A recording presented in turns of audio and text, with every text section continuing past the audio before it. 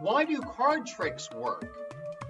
How can magicians do astonishing feats of mathematics mentally? Does mind reading really happen? In general, we simply accept these tricks as magic.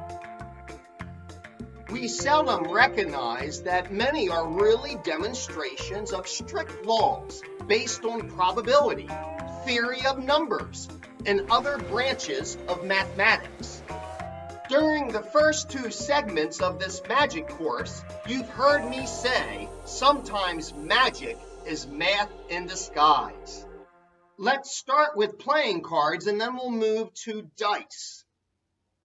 With playing cards, we know there are 52 of them.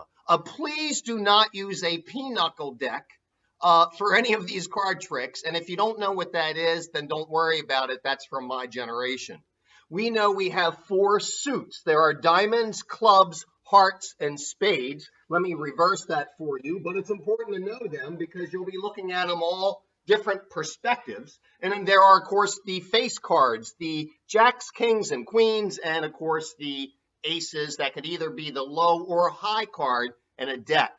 So let's get into card magic as it relates to a poker deck of playing cards. During part 2 of this magic course, we learned the trick using the 4 aces as well as a gaff card, which was a double face card and back card that you could make or order by simply looking up 2-card Monte. But now we're going to get into tricks that would use a complete deck of cards.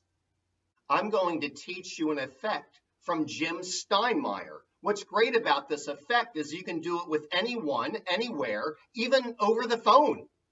This trick is once again in one of my favorite magic books, Knack Magic Tricks. It's called 9 cards, but the reason I have a full deck of cards is your audience member, the person helping you either in person or over the phone, takes a whole deck of cards and is allowed to choose any one of the 9 cards in the deck to begin.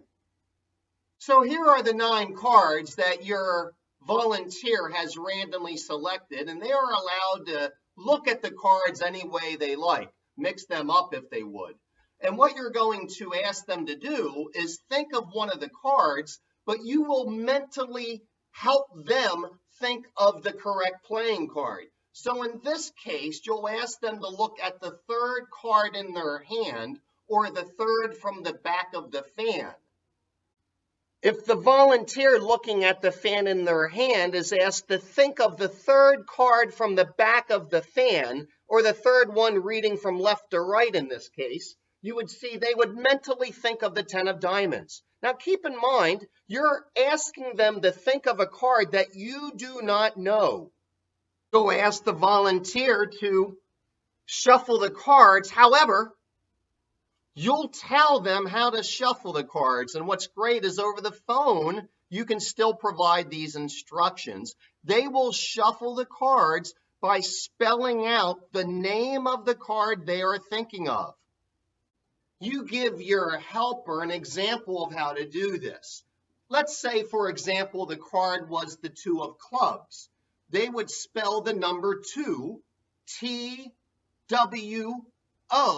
by placing one card down with each letter and then throwing the rest of cards on top. So in this case, we know they are thinking of the 10 of diamonds, but we do not know that. So here's what they're doing. They're going to go T-E-N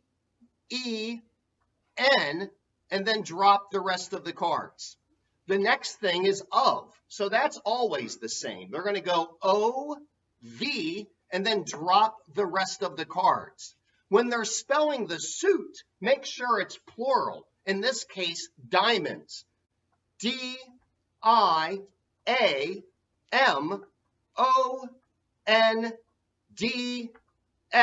And they drop that last card. If it was clubs, they're spelling clubs, hearts, spades. Again, make sure they're spelling it as a plural. So your helpers perceive that they have randomly mixed the cards up with your instructions, but this is how this is a math trick. Any card that is selected is now the fifth card face down in this pack. Any card, in fact, we know it's the 10 of diamonds, you would simply ask them at this point to flip a card over. And if you're over the phone, you tell them to flip over another. And okay, did they flip over the third? Are they flipping over the fourth? And in this case, the fifth card, everyone, look, is the 10 of diamonds. How's that happening? Well, it's happening because of math. So what's great about this magic is you don't really need to focus on sleights. The most important part are specifically the instructions that you're giving to the helper. Whether your back is turned, you're doing it over a phone call or online like this. Presentation ideas can come from this book. And Jim Steinmeier is one of the most remarkable men in magic that people don't know of. One of the best magic shows I ever saw was Carnival of Wonders, and he wrote this show. So this trick, the most important thing again are the specific instructions. And let's review those again. Remember, the person helping you is allowed to choose any 9 cards from the deck. And the specific instructions that are important is even though they're allowed to mix the cards, you are going to tell them which card they're mentally going to think of. And it will be the third one from the back of the fan. If they are not given the correct instructions and are not thinking of the correct placement of the card, it does not work. So that's the first important instruction. For this teaching moment, I'm using the same 9 cards from the deck, but let's look at the position of the third card from the back of the fan. That is the 2 of clubs. So you're mentally telling someone to think of that card, a very important instruction. Make sure they do not change the order of the cards. You simply ask them to square up the cards for the next step. That next step is they're going to mix the cards per your instructions by spelling the name of the card. And again, you could give them an example, the Queen of Hearts, and you would spell it out for them and make sure you do it one step at a time. So we know they're thinking of the 2 of clubs. So in this case, you're instructing them to spell the value of the card, whether it's a face card or number card, T, W, O, and then the remaining cards are dropped on top. Very important instructions. The second spelling is always the same. It is of, but again, the laws of probability are at work here with the order of the cards. So you could focus in on a great presentation instead of the mechanics of the cards. And now they're spelling clubs, and again, it's plural, C-L-U-B-S, and they drop the remaining cards. So with those correct instructions, again, the card is now the 5th position from the top of the deck. So you could just basically present it this way. Turn one card over at a time. And if you're not seeing it, you could pretend it's a mind reading trick. If you are watching it, you could pretend to get an impulse from that card but not feel it. And again, one card at a time, and you play it up. I like sometimes to have all 9 cards turned face up. Now there is our 5th card, the card we know they're thinking of. But if the remaining cards are flipped over in a live presentation, you could pretend to be getting a feeling in regards and just look for the 5th card that was dealt to make your revelation. 9 card trick by Jim Steinmeier. Let's now look at another card effect that would use a whole deck of cards. Again, I love tricks that don't involve any dirty work in advance. So a person helping you is basically going to mix up the cards. And by the way, you notice I'm using these big cards for the instruction. They are just like a normal deck of cards. You have bridge size cards, poker size cards, pending the size of your hand. I do prefer normal size playing cards when I'm performing for an audience. When they are mixing the cards up, and giving the cards back to you. This is the secret moment that the person does not know. In this case, in giving the cards back to me, I take a peek at what the bottom card is. Now, in the world of magic, this is a technique called key card. Key card is not the name of the trick. It's the name of the method that a magician would use in an effect where someone picks a card and we randomly find it.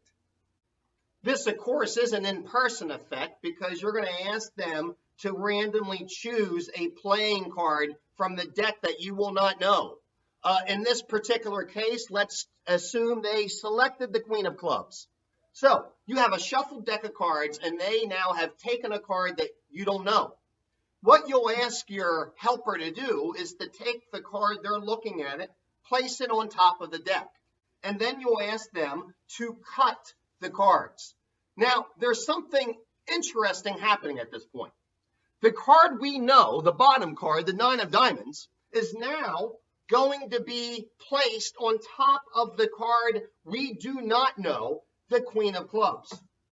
And because of laws of probability, we could have someone continue to cut the cards over and over again. Now, you couldn't have them riffle shuffle the cards by any means, but what's amazing by doing this is people assume we're mixing the cards when we cut the cards, but we're not mixing them at all. We're just changing the sequence, the orders, the sequence. We're not changing the order of the cards. So based on laws of probability, then, what's going to happen? Well, in spreading these cards out, in the process of looking for the card that I do not know, I'm looking for my secret, the key card. Again, that's not the name of this trick. It's simply the method I'm going to use right now, because watch, as we come to that 9 of diamonds, there it is. What's going to be the next card? Well, it's not the 10 of hearts. It is the Queen of Clubs. So when I'm looking at the deck, I now know their card. With those two cards side by side, what would happen if someone actually cuts the cards up where those two cards are indeed now separated? You know, there is a chance if someone's cutting the cards, that could potentially happen. But let's remember the laws of probability, that if somehow your key card, and you got a 1 in 52 chance of this happening, ends up being the last card in your fan, the bottom card, well, again, the order is not changed. And the card that your volunteer selected, the Queen of Clubs, is now on top of the deck. There is an example, 2 examples, where math makes card magic amazing.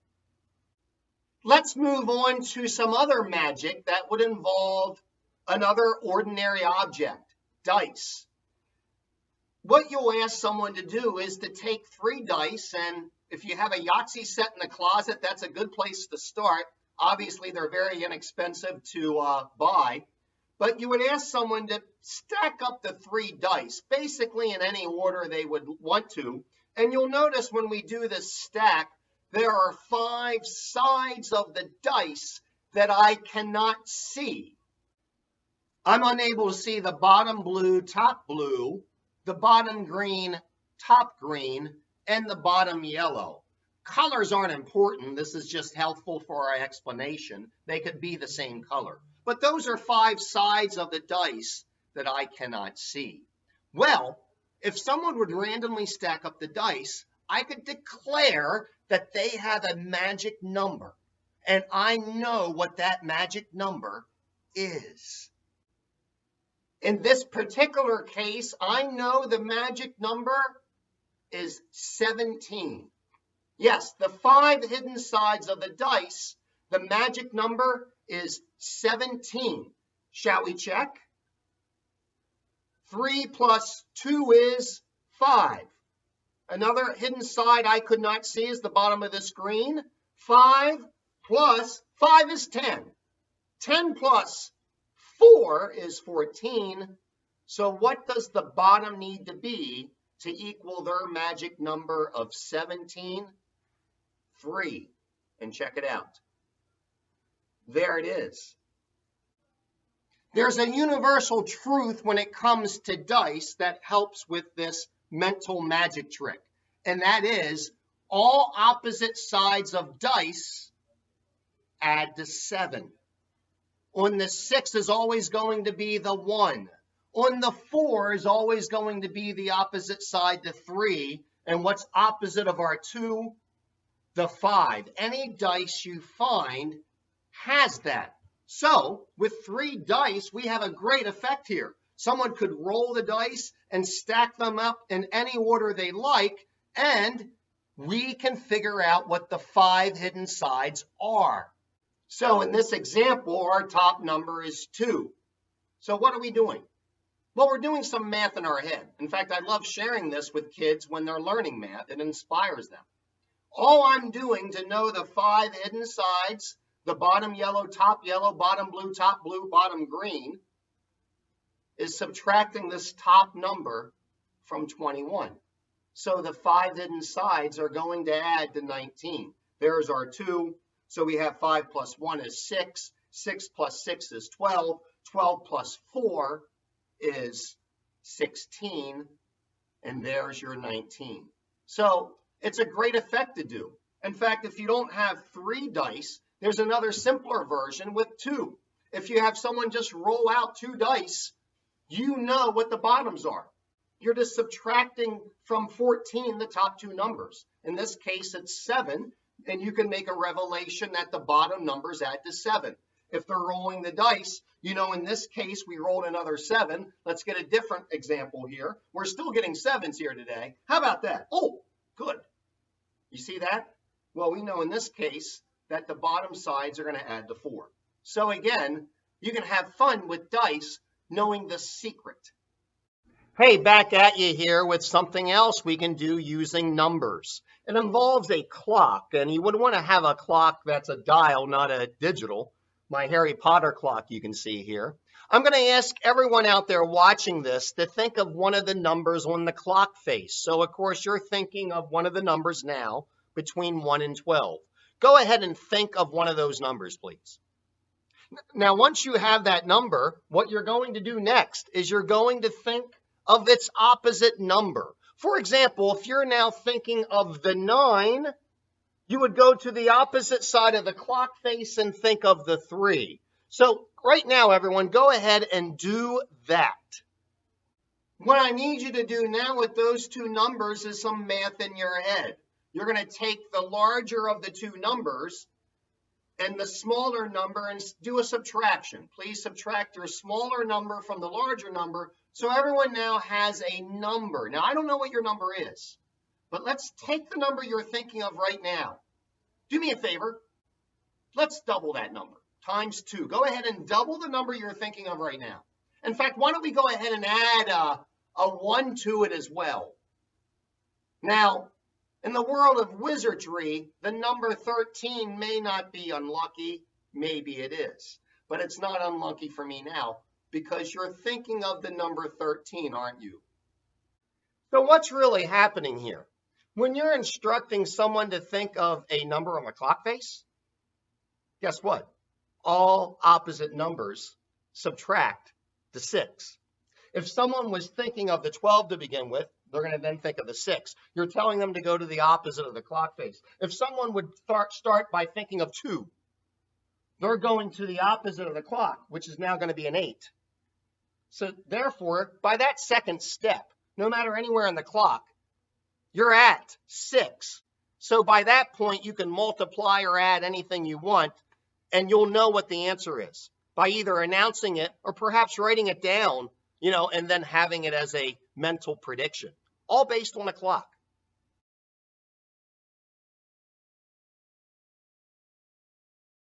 Hey there, or should I say hair there, or in my case, hair not there.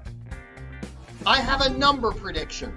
It's not any number, it's actually the month and year expiration on this credit card, which I will show you closer in a moment, but it's actually my number prediction.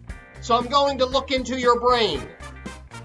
Mine's a bit cloudy, as you can see, but I'm going to get some random numbers from you out there.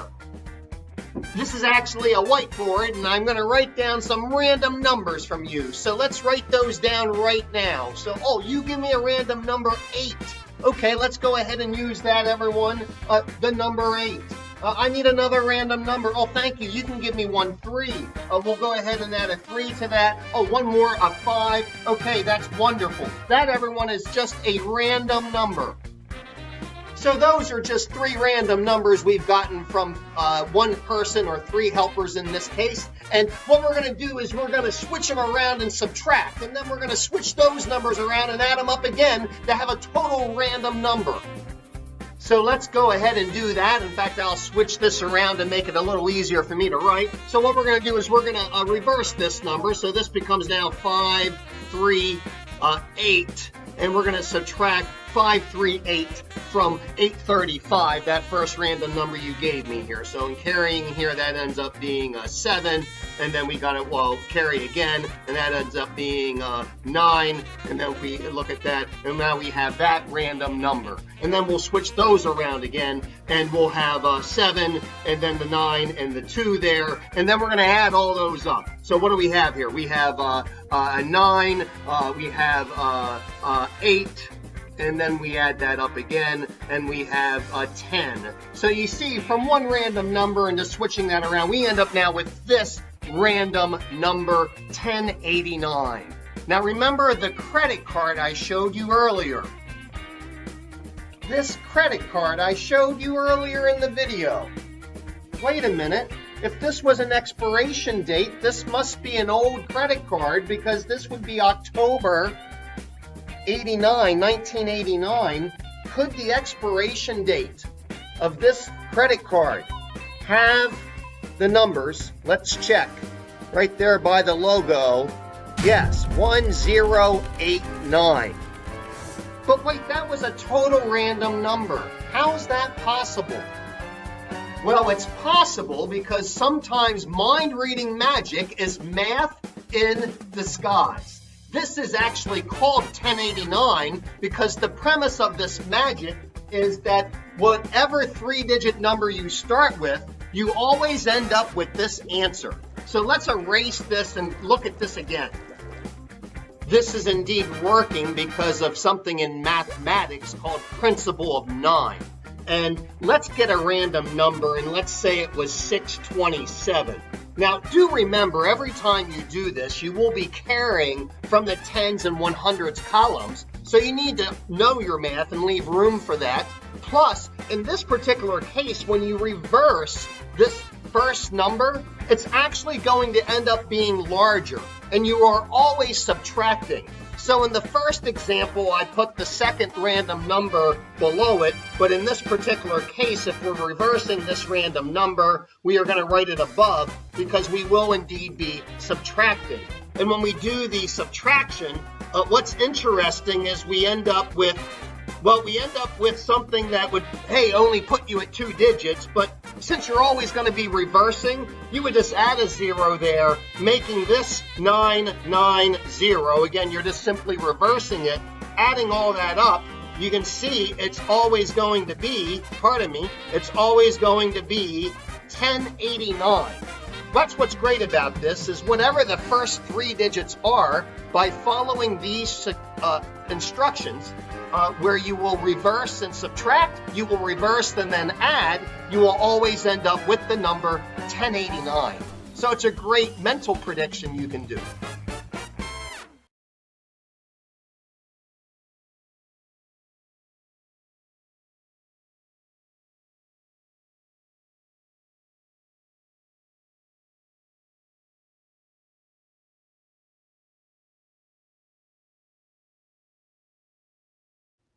There are some other cute tricks that you can do as it relates to math and an ordinary object, a piece of paper. I like to explain math to a very young child when they're first learning it, that 4 minus 1 in math equals 3, but 4 minus 1 in magic equals 5. How? Well, look at this piece of paper. There are 4 corners.